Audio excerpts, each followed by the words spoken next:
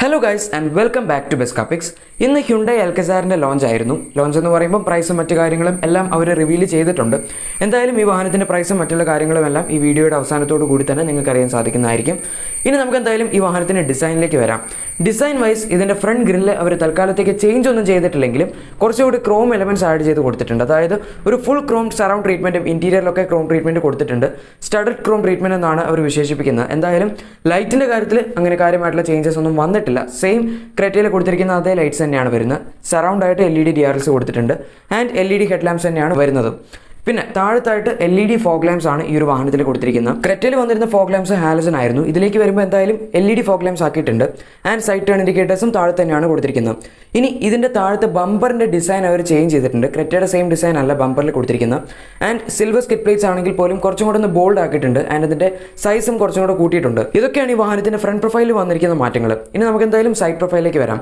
So ഇനി ഇതിൻ്റെ side പ്രൊഫൈലിലേക്ക് വരുമ്പം ഇതിൻ്റെ മെയിനായിട്ട് ചേഞ്ച് വന്നിരിക്കുന്ന അലോയ്സിൻ്റെ ഡിസൈനിലും സൈസിലുമാണ്. ക്രെറ്റയിൽ 17 ഇഞ്ചസിന് ഡയമണ്ട് കട്ട് അലോയ്സ് ആയിരുന്നു.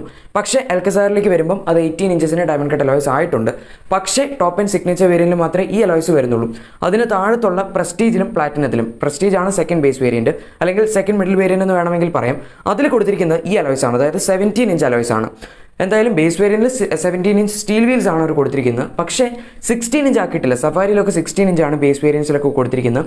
പക്ഷേ ഹ്യുണ്ടായി വീൽസിൻ്റെ കാര്യത്തിൽ ബേസ് ട്രിംസിലൊന്നും കോംപ്രമൈസ് അല്ലെങ്കിൽ കോസ്റ്റ് കട്ടിങ് ചെയ്തിട്ടില്ല എന്നാണ് നമുക്കിപ്പോൾ മനസ്സിലാക്കാൻ സാധിച്ചത്. പിന്നെ ORVMs എല്ലാം ഇലക്ട്രിക്കലി അഡ്ജസ്റ്റബിൾ ആണ്, ഫോൾഡബിൾ ആണ്. Obviously expected at this price point. Side turn indicators ORVMsലാണ് കൊടുത്തിരിക്കുന്നത്. ടോപ്പിലായിട്ട് റൂഫ് റെയിൽസ് കൊടുത്തിട്ടുണ്ട്. പക്ഷേ അത് ഫംഗ്ഷണൽ ആണ് എന്ന് എനിക്ക് തോന്നുന്നില്ല. ജസ്റ്റ് ഒരു ലുക്കിന് വേണ്ടി വെച്ചിരിക്കുന്നതാവാം, ഫേക്ക് ആയിരിക്കാം. സൈഡിലായിട്ട് ഫുഡ് സ്റ്റെപ്സും കൊടുത്തിട്ടുണ്ട്. അതായത് താഴത്തായിട്ട് നമുക്ക് ചവിട്ടി കയറാനുള്ള എളുപ്പത്തിലാണ് സൈഡ് ഫുഡ് സ്റ്റെപ്സ് കൊടുത്തിരിക്കുന്നത്. പക്ഷേ ഇതിൻ്റെ ആവശ്യം ഉണ്ടായിരുന്നു എന്ന് എനിക്ക് തോന്നുന്നില്ല. ബിക്കോസ് ഇത് അത്ര വലിയ ഗ്രൗണ്ട് ക്ലിയറൻസ് കൂടി ഒരു ഫുൾ സൈസ് SUV ഒന്നും അല്ല. മറ്റുള്ള SUVസിൻ്റെ അത്രയൊക്കെ തന്നെ നമുക്ക് അങ്ങനെ ക്ലൈംബ് ചെയ്ത് കയറേണ്ട ആവശ്യമൊന്നുമില്ല അൽക്കസാറിൽ. പക്ഷേ എന്നാലും അവരൊരു ഫീച്ചറിൻ്റെ പേരിൽ ഇത് കൊടുത്തിട്ടുണ്ട്. പഡിൽ ലാംപ്സും ഈ ഒരു വാഹനത്തിൽ അവൈലബിൾ ആണ്. ഹ്യുണ്ടായുടെ ലോഗോ പ്രൊജക്ഷനും ഇതിൽ വരുന്നുണ്ട്. ഇനി സൈഡ് പ്രൊഫൈൽ കഴിഞ്ഞു. ഇനി നമുക്ക് എന്തായാലും ഇതിൻ്റെ റിയർ പ്രൊഫൈലിലേക്ക് വരാം. റിയർ പ്രൊഫൈലാണ് സത്യത്തിൽ കൂടുതൽ ചേഞ്ചസ് വന്നിട്ടുണ്ട് എന്ന് പറയാനുള്ളത്.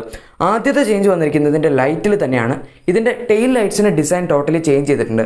ക്രെറ്റയായിട്ട് അത്ര അധികം സാമ്യമില്ലാത്തൊരു ടെയിൽ ലൈറ്റ് ഡിസൈനാണ് ഈ വാഹനത്തിൽ കൊടുത്തിരിക്കുന്നത്. സ്പ്ലിറ്റ് ടെയിൽ ലാംപ്സ് ആണ്. അതായത് ബൂട്ട് ഡോറിലേക്ക് കയറി നിൽക്കുന്ന ടൈപ്പ് ടെയിൽ ലാംപ്സ് ആണ്. പിന്നെ പുറകിലായിട്ട് അൽക്കസാറിൻ്റെ ബാഡ്ജിങ് കൊടുത്തിട്ടുണ്ട്. ഒബ്വിയസ്ലി LED ടെയിൽ ലാംപ്സ് ആണ്. ഇനി ഇതിൻ്റെ താഴത്ത് സ്കിഡ് പ്ലേറ്റ്സും അവർ മാറ്റിയിട്ടുണ്ട്. സ്കിഡ് പ്ലേറ്റ്സിൻ്റെ സൈസ് കുറച്ചും കൂടെ വലുതാക്കിയിട്ടുണ്ട്. സിൽവർ സ്കിഡ് പ്ലേറ്റ്സ് ആണ് കൊടുത്തിരിക്കുന്നത് ആൻഡ് ബമ്പറിൻ്റെ ഡിസൈനും ചേഞ്ച് ചെയ്തിട്ടുണ്ട്. ഇത്രയൊക്കെയാണ് ഈ വാഹനത്തിൻ്റെ ഓവറോൾ എക്സ്റ്റീരിയർ ഡിസൈനിൽ പറയാനുള്ളത്. ഷാർക്ക് ഫിൻ ആൻറ്റിനെയും ഈ ഒരു വാഹനത്തിൽ അവൈലബിൾ ആണ്. ഇനി എന്തായാലും ഇതിൻ്റെ ബൂട്ട് സ്പേസ് ഒക്കെ നോക്കാനാണെങ്കിൽ വിത്ത് 3 rows അപ്പ്, അതായത് 3 റോസും ഫംഗ്ഷനിങ് കണ്ടീഷനിലാണ് കിടക്കുന്നതെങ്കിൽ ബൂട്ട് സ്പേസ് ജസ്റ്റ് ആവറേജ് ആണ്. മറ്റുള്ള എല്ലാ 7 സീറ്റർ SUVs പോലെ തന്നെ. ഇനി അടുത്തതായി വാഹനത്തിന് ഇൻറ്റീരിയറിലേക്ക് വരുമ്പം ഡ്യുവൽ ടോൺ ഡിസൈനിലാണ് ഇതിൻ്റെ ഡാഷ്ബോർഡിൻ്റെ ഡിസൈൻ വന്നിരിക്കുന്നത്. ബ്രൗണിലും ബ്ലാക്കിലുമാണ് ഇവർ ചെയ്തിരിക്കുന്നത് ഇൻറ്റീരിയേഴ്സ്. ഇനി ഡോർ പാഡ്സിലും ആ ഒരു ലെതർ ട്രീറ്റ്മെൻറ്റ് അവൈലബിൾ ആണ്. ഫുൾ ഒരു പ്രീമിയം ലെതർ ഫിനിഷിൽ തന്നെയാണ് ഈ വാഹനത്തിൻ്റെ ക്യാബിൻ്റെ ഡിസൈൻ വരുന്നത്. ഡോർ ഹാൻഡിൽസിലാണെങ്കിലും 4 പവർ വിൻഡോസിൻ്റെ കൺട്രോൾസും ORVMs ഇലക്ട്രിക്കൽ അഡ്ജസ്റ്റ് ചെയ്യാനും ഫോൾഡ് ചെയ്യാനുള്ള കൺട്രോൾസും മറ്റുമെല്ലാം വരുന്നുണ്ട്. ഇനി സ്റ്റിയറിംഗ് ആണെങ്കിൽ പോലും ക്രെറ്റയുമായിട്ട് സാമ്യമുള്ള സ്റ്റിയറിംഗ് തന്നെയാണ് കൊടുത്തിരിക്കുന്നത്. അങ്ങനെ കാര്യമായിട്ടുള്ള ചേഞ്ചസ് ഒന്നും സ്റ്റിയറിംഗ് വീലിൽ അവർ വരുത്തിയിട്ടില്ല. ലെഫ്റ്റ് സൈഡിൽ ഓഡിയോ കൺട്രോൾസിൻ്റെ സ്വിച്ചസ്, റൈറ്റ് സൈഡിലായിട്ട് ക്രൂസ് കൺട്രോളിൻ്റെ ഫംഗ്ഷനാലിറ്റീസും വരുന്നുണ്ട്. ഇനി അടുത്ത ചേഞ്ച് വന്നിരിക്കുന്നതിൻ്റെ ഇൻസ്ട്രുമെൻറ്റ് ക്ലസ്റ്ററിലാണ്. ഇൻസ്ട്രുമെൻറ്റ് ക്ലസ്റ്റർ എന്ന് പറയുമ്പോൾ 10.25 ഇഞ്ചസിൻ്റെ ഫുള്ളി ഡിജിറ്റൽ ഇൻസ്ട്രുമെൻറ്റ് ക്ലസ്റ്റർ ആണ് ഈ ഒരു വാഹനത്തിൽ വരുന്നത്. ബ്ലൈൻഡ് സ്പോട്ട് മോണിറ്ററും ഇതിൽ അവൈലബിൾ ആണ്. ക്രെറ്റയിൽ ഉണ്ടായിരുന്ന ഒരു 5 ഇഞ്ചസിൻ്റെ ഡിജിറ്റൽ ഡിസ്പ്ലേ ആണ്. അത് പക്ഷേ part digital and part analog ആയിരുന്നു. പക്ഷേ ഇത് ഫുള്ളി ഡിജിറ്റൽ ഇൻസ്ട്രുമെൻറ്റ് ക്ലസ്റ്റർ ആണ്. 3 ഡ്രൈവ് മോഡ്സും ട്രാക്ഷൻ കൺട്രോൾ മോഡ്സും ഈ ഒരു വാഹനത്തിൽ അവൈലബിൾ ആണ്. ക്രെറ്റയിൽ ഉണ്ടായിരുന്ന സെയിം ഫീച്ചർ തന്നെയാണിത്.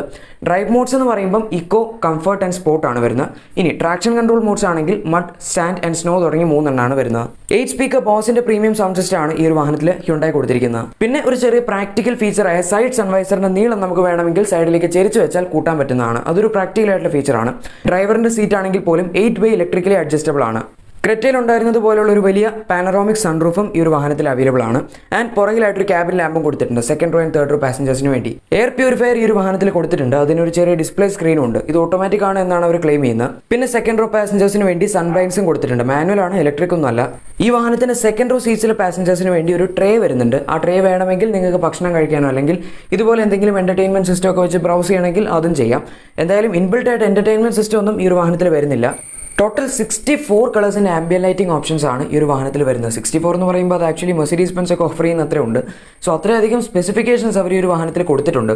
ആൻഡ് പിന്നെ ഇപ്പോൾ നിങ്ങൾക്ക് എല്ലാവർക്കും അറിയാവുന്ന ഒരുപാട് ഫീച്ചേഴ്സും ഈ ഒരു വാഹനത്തിൽ വരുന്നുണ്ട്. അതായത് ഇപ്പോൾ 10.25 ഇഞ്ചസിൻ്റെ ടച്ച് സ്ക്രീൻ ഫോർട്ടിയം system, auto hold function, electronic parking brake and automatic climate control, air conditioning, auto dimming IR വ്യൂസ്, Blue Link connected car technology പോലുള്ള ഒരുപാട് ഫീച്ചേഴ്സ് ഈ ഒരു വാഹനത്തിൽ വരുന്നുണ്ട്. ഈ ഒരു സെഗ്മെന്റിൽ തന്നെ ഏറ്റവും വീൽ ബേസ് കൂടിയ വാഹനം ഹ്യുണ്ടായുടെ അൽക്കസാർ ആണ് എന്നാണ് അവർ ക്ലെയിം ചെയ്യുന്നത്. ഏകദേശം 2760 മില്ലിമീറ്റേഴ്സ് ആണ് ഈ വാഹനത്തിന്റെ ഓവറോൾ വീൽ ബേസ് വരുന്നത്. ആൻഡ് സഫാരിയുടെ വീൽ ബേസ് ഞാൻ റെഫറൻസിന് വേണ്ടി പറയും 2741 മില്ലിമീറ്റേഴ്സ് ആണ്. പക്ഷേ അൽക്കസാറിന് ഏറ്റവും കൂടുതൽ വീൽ ബേസ് ഉണ്ട് എന്ന് പറഞ്ഞാലും വെറും 19 മില്ലിമീറ്റേഴ്സിന് വ്യത്യാസം മാത്രമേ സഫാരി ആൻഡ് അൽക്കസാർ തമ്മിൽ ഡിഫറൻസ് വരുന്നുള്ളൂ. അതായത് ഏകദേശം 1.9 സെന്റിമീറ്റേഴ്സ്. അതങ്ങനെ റിയൽ ലൈഫിൽ ഒരു വലിയ വ്യത്യാസമായിരിക്കും എന്ന് എനിക്ക് തോന്നുന്നില്ല. അതുകൊണ്ട് തന്നെ സ്പേസിൻ്റെ കാര്യത്തിൽ 19 മില്ലിമീറ്റേഴ്സ് കൂടുതലായതുകൊണ്ട് വളരെ കൂടുതൽ സ്പേസ് ആയിരിക്കും എന്ന് നമ്മൾ വിചാരിക്കേണ്ട ആവശ്യമില്ല. ഇനി സെക്കൻഡ് റോ സീറ്റ്സിൻ്റെ സ്പേസിലേക്ക് വരുമ്പം അത്യാവശ്യം നല്ല രീതിയിൽ തന്നെ സെക്കൻഡ് റോ സീറ്റ്സ് സ്പേഷ്യസ് ആണ്. തേർഡ് റോയിലേക്ക് ഞാൻ വരാം. സെക്കൻഡ് റോ സീറ്റ്സിനെ കുറിച്ച് കൂടുതൽ പറയാനാണെങ്കിൽ ഡോർ പാഡ്സിൽ ആ ഒരു പ്രീമിയം ലെതറിൻ്റെ ഫിനിഷൊക്കെ അവർ കൊടുത്തിട്ടുണ്ട്. ആൻഡ് ഇതിൻ്റെ ഏറ്റവും ഒരു ഹൈലൈറ്റ് ചെയ്ത് പറയേണ്ട ഫീച്ചർ എന്താണെന്ന് വെച്ചാൽ ഈ വാഹനത്തിൽ റിയർ വയർലെസ് ചാർജർ കൂടി അവൈലബിൾ ആണ്. അതായത് സെക്കൻഡ് റോ പാസഞ്ചേഴ്സിന് കൂടി വയർലെസ് ചാർജറും കപ്പ് ഹോൾഡേഴ്സും ഒക്കെ അവൈലബിൾ ആണ്. അതൊരു നല്ലൊരു ഫീച്ചറായിട്ട് എനിക്ക് തോന്നി. സ്റ്റോറേജും സെക്കൻഡ് റോ പാസഞ്ചേഴ്സിന് ലഭിക്കുന്നുണ്ട്.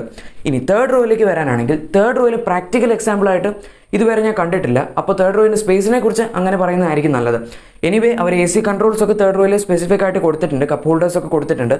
പക്ഷേ സ്പേസിനെ കുറിച്ച് എന്തായാലും ഇനിയും പറയാൻ സമയമുണ്ട് എന്നാണ് എൻ്റെ ഒരു അഭിപ്രായം. ഇതിൻ്റെ ഒരു പക്ഷേ 6 സീറ്റർ വേരിയൻസ് ആയിരിക്കും നിങ്ങൾ പല ഫോട്ടോസിലൂടെയൊക്കെ കണ്ടിട്ടുണ്ടാവുന്നത്.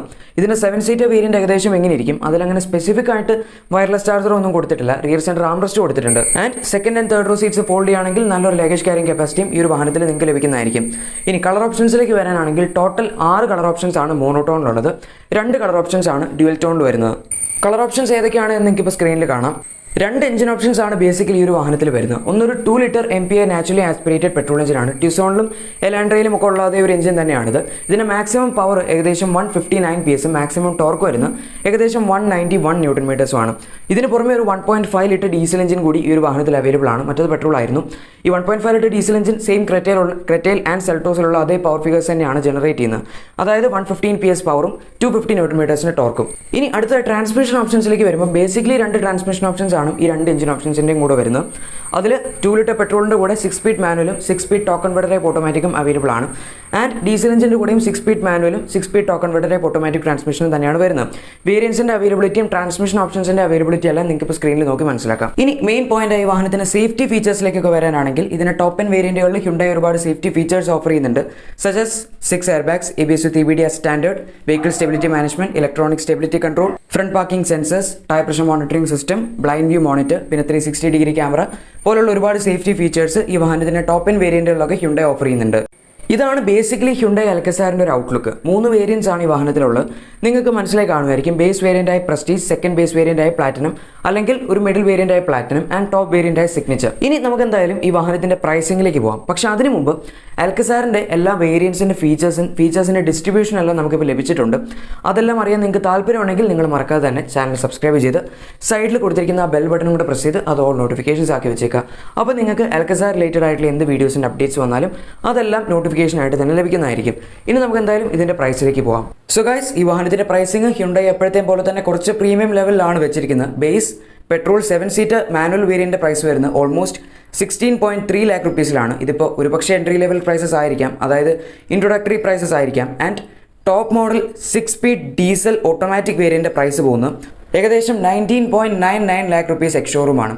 ഡീറ്റെയിൽഡ് പ്രൈസസ് എല്ലാം നിങ്ങൾക്ക് ഇപ്പോൾ സ്ക്രീനിൽ കാണാം. ഞാനിനി കൂടുതലായിട്ട് ഡീറ്റെയിൽ ആയിട്ട് പറയുന്നില്ല, കാരണം നിങ്ങൾക്ക് തന്നെ കണ്ട് മനസ്സിലാക്കാവുന്നുള്ളൂ. പ്രൈസിങ് എനിക്ക് കുറച്ച് കൂടുതലായിട്ടാണ് തോന്നിയത്. പക്ഷേ ഡീസൽ ഒരു 1.5 ലിറ്റർ എഞ്ചിൻ ആയതുകൊണ്ട് തന്നെ ഡീസലും പെട്രോളും തമ്മിൽ അങ്ങനെ ഒരുപാട് പ്രൈസിങ്ങിൽ വ്യത്യാസം വന്നിട്ടില്ല എന്നതാണ് കൂടുതൽ നോട്ടബിൾ ആയിട്ട് നമുക്ക് മനസ്സിലാക്കാൻ പറ്റിയിട്ടുള്ളൊരു കാര്യം. സോ ഗൈസ്, നമ്മുടെ ഇന്നത്തെ വീഡിയോ എല്ലാവർക്കും ഇഷ്ടപ്പെട്ട് കാണും എന്ന് തന്നെ വിചാരിക്കുന്നു. വീഡിയോ ഇഷ്ടപ്പെട്ടെങ്കിൽ മറക്കാതെ തന്നെ ലൈക്ക് ചെയ്തേക്കാം. ഇതുപോലുള്ള വാഹനങ്ങളുടെ കൂടുതൽ അപ്ഡേറ്റ്സും ഡീറ്റെയിൽസും എല്ലാം നിങ്ങൾക്ക് തന്നെ ആദ്യം ലഭിക്കാൻ താല്പര്യമാണെങ്കിൽ മറക്കാതെ തന്നെ ചാനൽ സബ്സ്ക്രൈബ് ചെയ്യുക. സൈഡിൽ കൊടുത്തിരിക്കുന്ന ബെൽ ബട്ടൺ കൊണ്ട് പ്രസ് ചെയ്ത് അത് ഓൾ നോട്ടിഫിക്കേഷൻസ് ആക്കി വെച്ചേക്കുക. Thank you for watching my video.